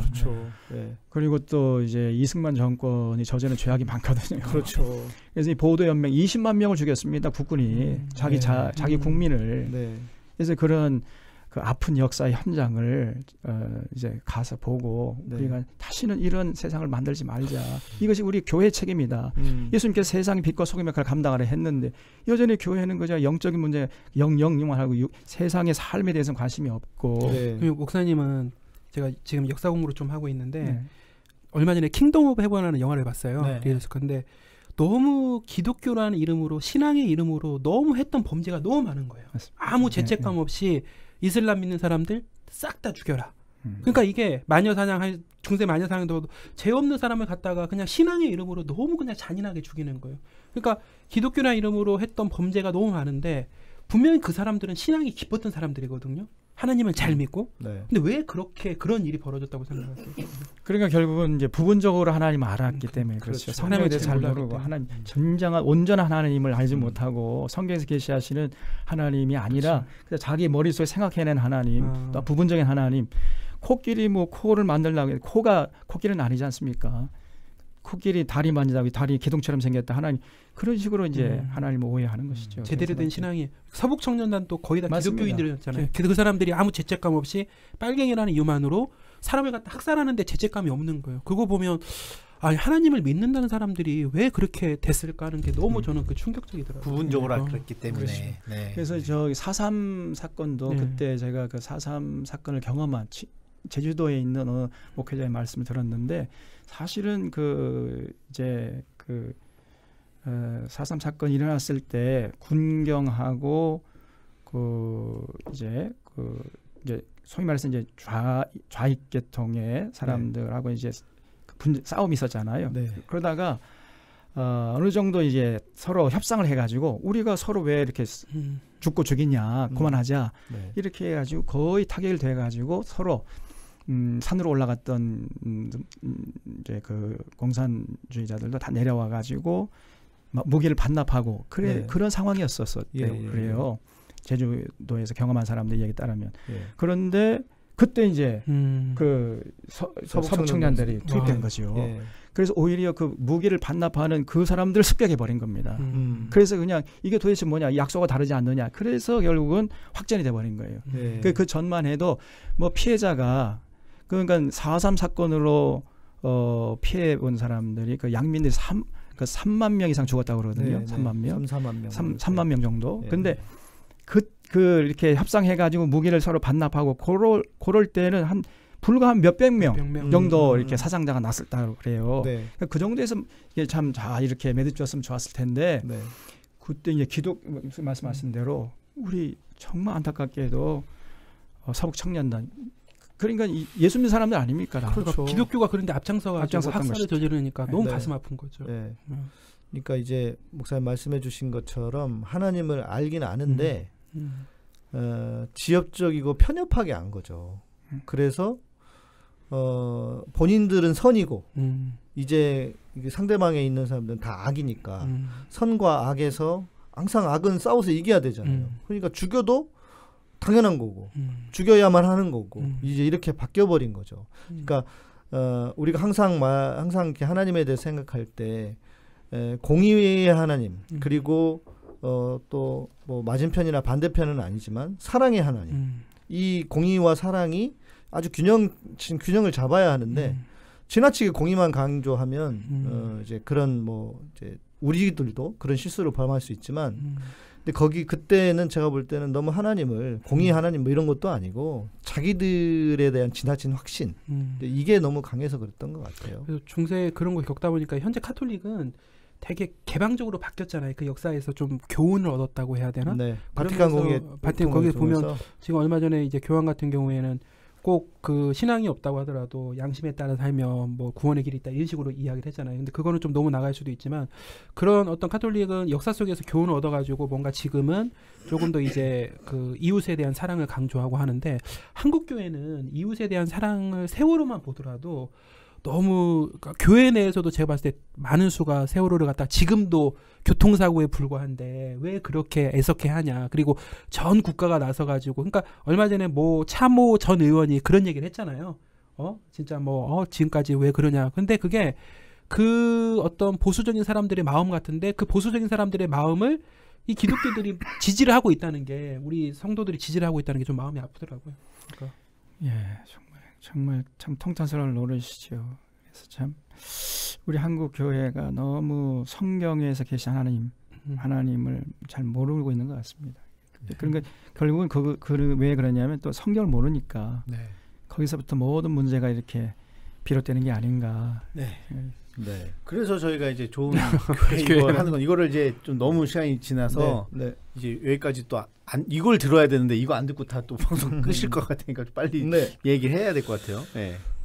그래서 이제 실은 이제 저도 뭐 우리 청취자분들도 다 아시겠지만 이제 한국 교회에 실은 나쁜 교회들, 나쁜 목사님들 참 너무 많습니다. 그리고 때려 잡자고 해도 끝도 없고요. 제가 어제 또 누구랑 통화했는데 포항의 어떤 교회에서 그 교회도 지금 뭐 거의 명성교회처럼 뭐 그런 교회가 가진 통장이 한 2,500개가 된답니다. 그래서 2,500개 만들기도 힘들겠다 했는데 그러면서 뭐 이렇게 그 교회 재산들 뭐 차명으로 돌리고 뭐 아주 그냥 난리도 아닌가 봐요. 그래서 그거를 이제 하고 있는 분 했더니 목사님 너무 힘들어요. 그래서 그게 쉬운 일이 아닙니다. 보통 힘든 일이 아니에요. 나쁜 사람들하고 싸우거나 나쁜 일을 자꾸 보다 보면 이게 지치거든요. 그래서 저희도 그것만 하지 말고 전부터 우리 청취자분들도 교회 좀 좋은 교회 있으면 소개해달라 뭐 이렇게 항상 이야기하셨었는데 그 일환이기도 하고 또 어찌 보면 한국 교회의 미래를 위해서 좀 이런 그 건강하고 좋은 교회들이 함께 연합해서 뭔가 이렇게 미래에 대한 교회를 준비하지 않으면 안 되겠다. 이게 진짜 한국 교회가 이제 완전히 망할 수 있다. 그러니까 교회가 거의 망하는 길로 가고 힘들어질 텐데 대비를 안 하고 준비를 안 하면 진짜 망하고 끝날 수도 있다. 이런 생각이 늘 마음속에 있었거든요. 그런데 그때 목사님 뵈러 갔다가 말씀을 나누면서 이런 일을 좀 함께 하면 좋겠다 해서 네.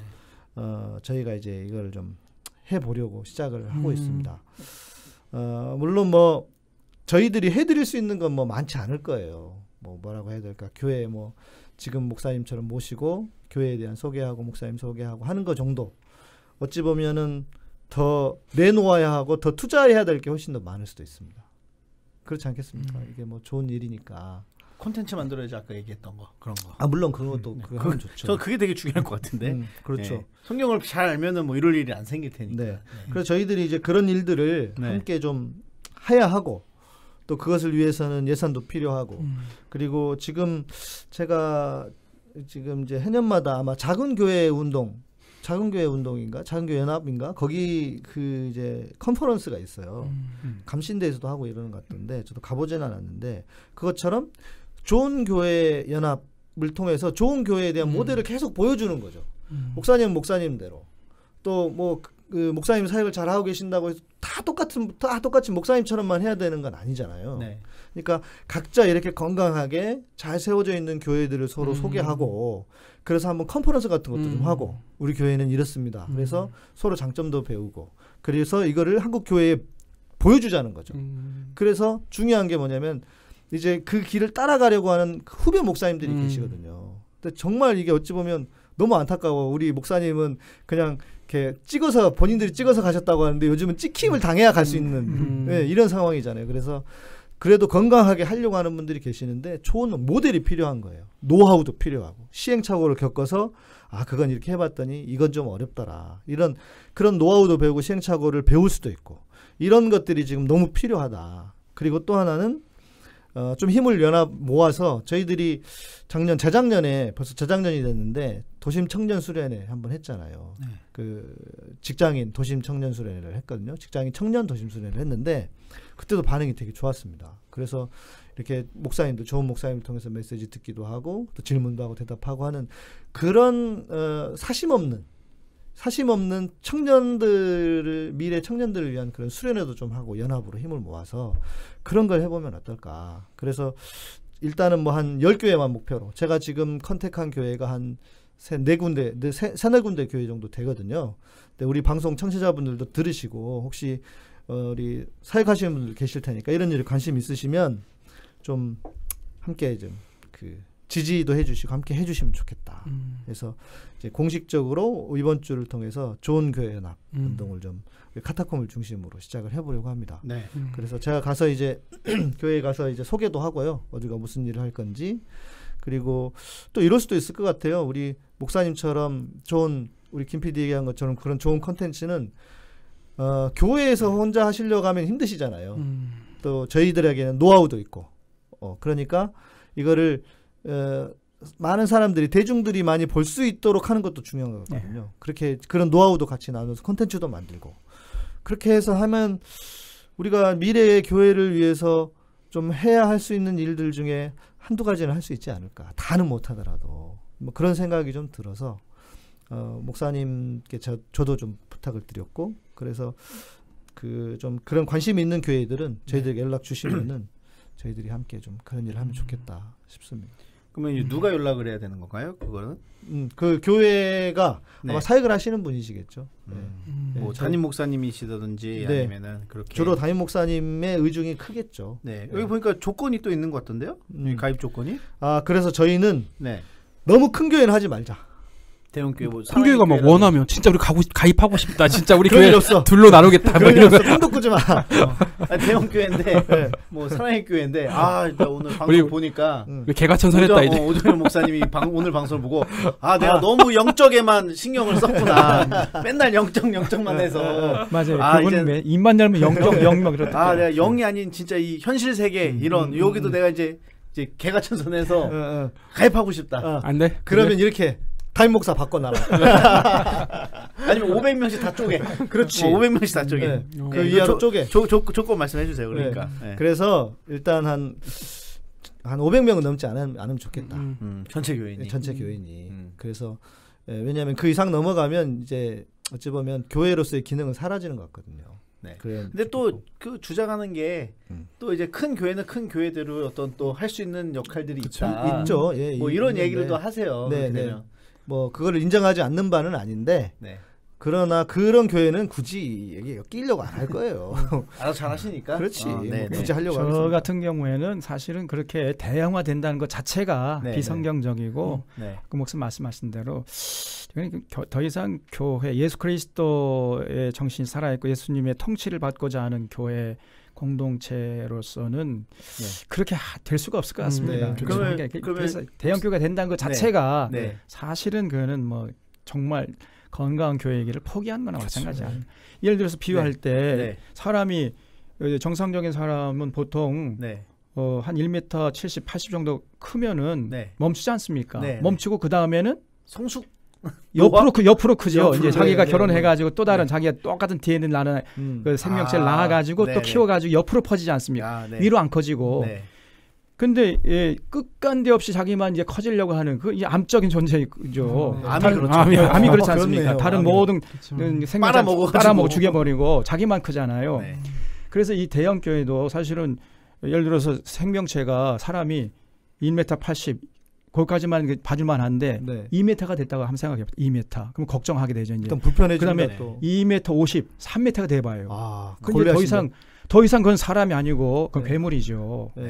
그래서 제가 생각할 때 정말 500명, 한 1000명까지도 봐줄만 한데 그 이상 되면 1000명, 2000명, 막 10,000명, 20,000명, 10만 명, 뭐 어떤 교회는 지금 70만 명, 50만 명 모인다고 자랑하는데 그건 더 이상 제가 볼 땐 교회가 아니라고 생각합니다. 그냥 이권 단체고 그런 것이지. 그래서 예수 그리스도의 정신이 살아 있을 수가 없어요. 그런 일단은 저희가 500명으로 해주신 것 같아요. 뭐 실은 정확한 기준은 없습니다. 그냥 한 500명 이렇게 잡아본 거고요. 무슨 철학적인 기초는 없어요. 500명 정도는 해야 되겠다 이렇게 생각을 한 거고 거기서 조금 뭐 이렇게 변동 사항이 생길 수는 있겠죠. 그래서 그 이제 이 일들을 위해서 좀 예산도 필요하니까 예산을 좀 감당해 줄 수 있는. 그래서 저희들이 이렇게 하면 좋을 것 같아요. 저희들이 이제 카타콤이 주로 업무를 맡고 이 일에 대한 행정적인 중심이 되면 이제 그것을 위해서 저희 그 교회에서 좀 시간을 내주시면은 저희들이 가서 요거에 대한 브리핑을 하고 또 멤버십을 좀 받을 수 있는 제가 뭐 메시지라도 하고 그렇게 교인들이 멤버십을 가입해 주시면 좋겠다는 생각이 들고 그리고 이제 이걸 하다 보면 문제가 뭐냐면 이제 교단이라든지 어떤 신학적인 차이가 분명히 생깁니다. 있어요. 그런데 이제 저는 그렇거든요. 이게 좀 차이가 있어도 아까 지금 우리 목사님 말씀해 주신 방언에 대한 생각이라든지 그리고 또 그 에스라에서 가르치는 몇 가지는 저도 조금 생각이 좀 다른 게 있긴 있어요. 근데 서로 들어보고 그럴 수 있겠다 이게 그러면 서로 차이를 인정하면 되거든요. 뭐 그냥 뭐 찢어주길 사람처럼 그렇게 하면 안 되고. 근데 제가 볼 때는 적어도 우리 방송을 들으시고 우리와 함께 하시려고 하는 분들은 다 성숙한 분들인 것 같아요. 그래서 서로 들어보고 그래서 차이를 좀 뛰어넘어서 강점을 인정하고 그렇게 해야 실은 이게 배우는 거거든요. 서로. 그러면서 연합이 되는 거니까 좀 그럴 수 있으면 좋겠다. 물론 말씀드린 것처럼 어떤 이득이 크게 생기겠느냐 뭐 제가 장담을 못 하겠습니다. 뭐 그래서 우리가 방송에 소개한다고 막 광양으로 교인들이 100명씩 몰려가고 그러겠습니까? 설마. 그런데 이거는 철저하게 미래를 위해서 한국 교회의 미래를 준비하는 일이라고 생각하시고 이 일에 좀 함께 해주시면 좋겠다. 그런 생각입니다. 이단은 제외하는 거죠? 이단? 아니 누가 막 이제 그걸 막 숨기고 오잖아요. 회개하는 이단은 가능하지. 회개하는 이단은. 그래서 이 일을 통해서 이제 좀 건강하고 좋은 교회들 계속 발굴도 하고 또 뿐만 아니라 이제 작은 교회들, 힘없는 교회들도 지원도 해줄 수 있으면 얼마나 좋을까. 건강한 교회를 세우기 위해서요. 네. 근데 제가 한국 사회가 망하지 않는 이유는 건강한 교회가 훨씬 더 많거든요. 그런데 그렇죠. 건강한 교회는 모일 수가 없어. 그러니까 어떤 한 자리에 모일 수 있는 공간이 없고 그런 조직이 없고 그런 기회가 어떤 기회가 없는데 큰 교회는 그러니까 우리가 봤을 때 한국 교회 문제 있는 교회는 큰 교회인데 그 큰 교회는 뭐 방송이나 언론을 활용해서 자기가 PR을 하잖아요. 근데 그렇죠. 저는 우리나라가 망하지 않는 이유는 교인들이 숨어서 기도하는 분들이 너무 많고 좋은 교회도 많은데 근데 이게 이제 이분들이 이제 힘을 밖으로 발산을 할 수 있는 기회가 없기 때문에 이런 조직이 이런 운동이 꼭 필요할 것 같아요. 그리고 문제가 뭐냐면 이거 같아요. 지난번 제가 이제 이학준 교수님하고 방송하다가 교수님이 그 말씀하시더라고요. 좋은 분들은 나서려고 안 한다는 거예요. 나서려고를 안 해. 왜? 나서면 피곤하고 그리고 좀 이상한 사람들하고 막 엮여야 되고 예를 들면 한기총 보세요. 한기총. 한기총에 지금 저 빤스 목사께서 지금 대표가 돼 있잖아요. 그런데 진짜 그 좀 바른 생각을 가진 분이 나서셔서 한기총 대표를 딱 하면 가서 정화를 할 수 있잖아요. 물론 뭐 구조적으로 힘들고 여러 가지 어려운 문제가 있겠지만 근데 그 사람들하고 엮이는 게 싫어서 안 나서는 통에 무슨 일이 벌어지냐면 그런 사람들이 대표가 된다는 거죠. 그러니까 어찌 보면은 이 일은 우리가 좀 제대로 된 사람들이 좀 나서야 된다. 이런 측면도 있습니다. 그래서 한국 교회에 그러니까 사회를 향해서도 사람들이 다 손가락질 하잖아요. 교회 진짜 개독교라는 얘기 들은 지가 벌써 몇십 년째고 그런데 우리 목사님이 그렇게 노무현 대통령 서거하시는 설교를 하고 했을 때 많은 사람들이 야 어떻게 개신교에도 이런 목사님이 계시는구나 했던 것처럼 그렇게 좀 모델을 보여줄 필요가 있다는 거죠. 대사회적으로도. 네. 그리고 지금 하시는 것처럼 교회가 가서 5.18 그 묘지에 가서 오후에 가서 거기서 기도해야 하고 예배드리고 이런 교회가 어디 있습니까? 그리고 그런 교회가 있다는 걸 알면 사람들이 이 앞서가고 있는 사회가 지금 앞서가고 있잖아요. 그분들이 얼마나 교회에 대해서 또 다르게 보겠어요. 그런 일을 우리가 힘을 모아서 함께 하면 얼마나 좋겠냐는 거죠. 그것이 세상으로 보여지기도 하고 교회가 이런 겁니다라고 좋은 모델을 지금 많이 보여줘야 되는 때 같거든요. 저는. 네, 그게 필요하다는 거죠. 그리고 이제 그런 교회들은 대부분 아까 말씀하신 대로 이렇게 숨어 있고 또 그렇게 별로 크지 않기 때문에 규모적으로 또 언론에 뭐 노출내기도 힘들고 그래서 그런 이제 교회들끼리 연합해서 같이 모여가지고 힘을 합하면 훨씬 더 큰 힘을 발휘할 수 있지 않습니까? 그런 차원에서 상당히 바람직한 운동이 아니겠는가. 그래서 작은 교회 애들을 함께 모여서 연합해서 운동으로 묶어내는 것 상당히 이 시대에 필요한 것 같고 그런 부분을 통해서 지금 한국 교회의 미련을 버리고 지금 떠나가는 그런 가난한 성도들이요 지금 제가 듣기에도 이미 100만 명을 넘었다고 합니다. 누구 200만 명이라도 예수님은 좋은데 교회는 싫다. 왜냐하면 교회가 너무 추태를 많이 부르기 때문에 이제 그런 분들에게 아직도 교회 소망이 있다. 건강한 교회가 있다는 것을 보여줄 필요성이 있을 것 같습니다. 어떻게 보면 그분들을 위해서도 하는 거예요. 그렇죠. 이런 교회가 있다. 그렇죠. 자, 여기 채팅 또 올라왔는데요. 뭐 많이 지금 막 얘기 많이 나누고 계시고 우리 선영님이 성경 복음 공부는 어디 가서 해야 돼요? 교회는 왜 가는 거죠? 목사님 답 좀 부탁드릴게요. 우리 복사기를 보시면 우리 카타콤 검색하셔가지고요. 오늘은 그 주제가 아니니까 그 주제에도 지금 답변 안 드리겠습니다. 우리 카타콤 검색하시면은 팟캐스트나 팟빵 그리고 우리 유튜브 채널에 카타콤 검색하시면은 많이 나옵니다. 거기서 제목 읽어보시고 답변이 될 만한 에피소드 읽어보시면 되겠습니다. 영상 길지도 않으니까요. 보시면 될 것 같습니다. 이제 마무리하시죠. 목사님 너무 오늘 그 광양 먼 길이고 물론 어제 또 이렇게 일 있으셔서 오셨다고는 하시지만 그래도 와주셔서 너무 감사드립니다. 좀 마지막으로 저희 청취자분들 아까 이제 시작하기 전에 그 목사님이 저희 청취자들이 누구시냐 누가 좀 많이 듣느냐 여쭤보셨는데 청취자분들께 그래도 좀 격려의 말씀이든 좀 이렇게 마지막으로 해주실 수 있는 말씀이 있으시면 해주시면 좋겠습니다.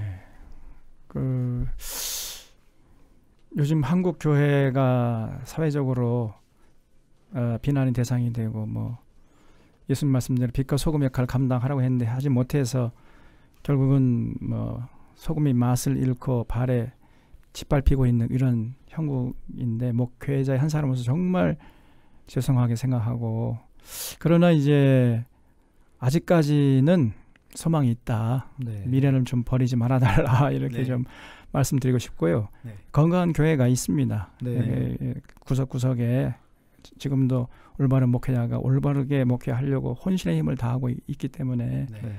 그 소망을 잃지 마시고, 그리고 그 신앙은 반드시 공동체적이어야 된다. 네. 공동체성을 상실하게 되면은 신앙을 건강하게 유지하기 어렵다. 그 말씀을 좀 드리고 싶어요. 그래서 반드시 네.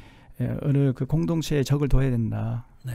좀 교회가 어렵고 힘들고 그래도 그 교회를 쉽게 포기하지 마시고 네. 어느 공동체에 속해서 그 교회를 건강하게 개혁해 나가는데 네. 힘을 보태달라. 그런 말씀을 좀 드리고 싶습니다. 네. 제가 이제 오늘 23일이죠. 내일 그 어벤져스라는 영화가 개봉합니다. 제가 예매를 못 해가지고 오전 7시 거를 오전 7시 영화인가요? 네, 이제 좀 있으면 가야 돼요. 저녁을 가야 되는데 이제 그거 보고 이제 와이프는 출근해야 돼가지고 그런데 그거를 보려면 그 전 거를 쭉 이제 다 봐야 되는데 22편이에요. 22편이야? 네, 22편이에요. 그래서 그걸 이제 간혹 보다가 토르라는 어제 제가 은혜를 받아요. 그 은혜 받았어? 뭐 토르 라그나노크를 보다가 거기서 이제 그 신이 토르가 천둥의 신으로 나와요. 네. 그래서 토르의 이제 아버지가 오딘이라는 신인데 1대 신이니까 이 신인데 그 신이 이제 그 얘기를 하더라고요. 아스가르드가 그 나라거든요. 그 나라인데 아스가르드는 장소가 아니다. 네, 아스가르드 is not a place 이렇게 딱 얘기를 해요. 백성이 아스가르드다 이런 얘기를 하거든요. 그래서 네. 저는 거기서 이게 천국 교회가 네. 장소가 아니라 그렇죠. 우리 성도들이 교회 모임이 교회이기 때문에 은혜를 또 받고 저장했거든. 그래서 이제 그러니까 결국 우리 그 성도들이 건강한 성도들이 남아 있는 한 교회는 맞습니다. 망하지 않는 거 아닙니까? 그러니까 너무 걱정하지 마시고. 저는 목사님이 오신다고 해가지고 잘 몰랐는데 그러니까 제가 강조한 거는 그 노무현 대통령도 설교했던 목사님이다. 그것만 알고 오늘 왔어요. 근데 어민이 목사 만나보니까 GMO 얘기도 하시고 원전 얘기도 하시는 거 보니까 이분의 철학은 저는 단순하게 한국교회를 비판하는 목사님 중에 한 분이구나 이렇게 생각을 하고 왔는데 그게 아니라 더 크고 넓은 철학을 갖고 있어가지고 뭐 인권 문제 같은 거 신경 쓰시고 하시는 거 보니까 요즘에 한국교회에 이런 분들 10분만 더 있었으면 교회가 뒤집어지겠다 하는 생각이 들더라고요. 양목사님 있으니까 8분 있는데 그분들이 모여야 된다니까. 모여야 힘이 같이 시너지가 일어나는 거예요. 그쵸. 그냥 숨어 있으면 안 돼. 슈퍼히어로가 숨어 있는 거야. 지금 빨리 이제 나와야 되니까 우리 어벤져스로 우리 실드 프로그램을 해야 되는 거야. 오늘 목사님 너무 만나서 너무 감명 깊은 이야기도 많이 듣고 좋은 시간이었던 것 같습니다. 네. 우리 저희 연락을 혹시 오늘 방송 듣고 이거 좀 같이 하고 싶다라고 생각되시는 분들은 저희 이메일로 연락을 주시면 좋을 것 같아요. 이메일은 저희 지메일 여기 바로 그냥 누르셔가지고 보내셔도 되고요. catacomb.kr@gmail.com으로 보내시면 됩니다. 스펠링이 catacomb.kr@gmail.com으로 보내주시면 감사하겠습니다. 네. 목사님도 한마디 하고 마무리하시죠. 저는 계속 말씀을 다 드렸고 이게 숨어 있을 때는 그러니까 그 엘리야가요. 자기가 죽으려고 그냥 광야를 가잖아요. 그냥 다 포기하고 희망 없다. 그랬을 때 하나님이 그러시잖아요. 바알에게 무릎 꿇지 않은 7,000명이 있다. 근데 저는 무슨 생각이 들었냐면 이게 좀 얄궂은 생각인데 그 7,000명이 이스라엘 그때 당시에 7,000명이면 꽤 많은 숫자인데 그 사람들이 SNS를 했으면 7,000명이 서로 알았을 텐데 지금은 우리가 이 SNS가 있고 인터넷이 있고 서로 연락할 수 있는 이게 있잖아요. 서로 그 7,000명 숨은 사람들이 서로 같이 모여서 마음도 맞추고 위로도 얻고 힘을 얻었을 텐데 그게 안 됐으니까 아쉽고 또 좋은 뭔가를 아웃풋도 만들어낼 수 있었을 텐데 그게 아쉬운데 지금은 가능하다.